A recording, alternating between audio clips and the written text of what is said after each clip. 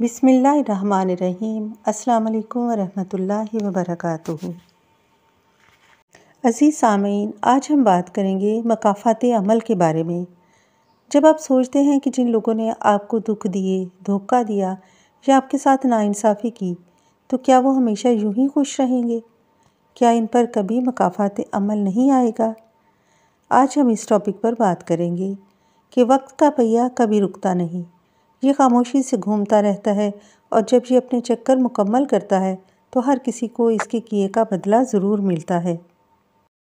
جنہوں نے آپ کو دکھ دیے، اگر آج وہ بے فکر ہیں تو اس کا یہ مطلب نہیں کہ انہیں عملِ مکافات کا سامنا نہیں کرنا پڑے گا۔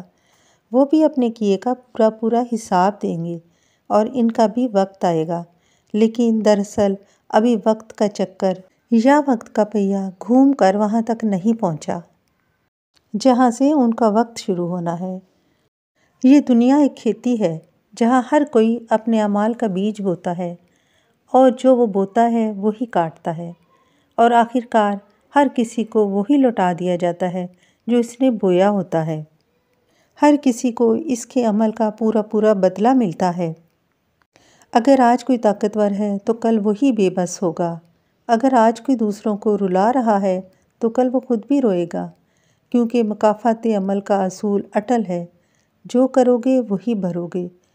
بس وقت جب آتا ہے تو سب کچھ بدل دیتا ہے۔ انسان بھول جاتا ہے لیکن وقت نہیں بھولتا۔ وقت نہ کسی سے روٹھتا ہے اور نہ کسی پر مہربانی کرتا ہے۔ یہ ہر کسی کو اس کے اعمال کا بدلہ دے کر آگے بڑھ جاتا ہے۔ اگر آپ کے ساتھ کسی نے ناانصافی کی ہے تو صبر کریں، قدرت کا انصاف دیر سے آ سکتا ہے لیکن آتا ضرور ہے، کیونکہ مکافات عمل اٹل ہے، یہ کسی سے بھی نہیں ٹلتا۔